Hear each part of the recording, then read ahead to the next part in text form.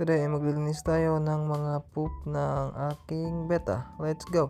So, yun nga, yung mga breeder natin ay nandito lang sa aming sala at ako ay maglilinis ng kanilang mga poop. So, ang kailangan nating materials is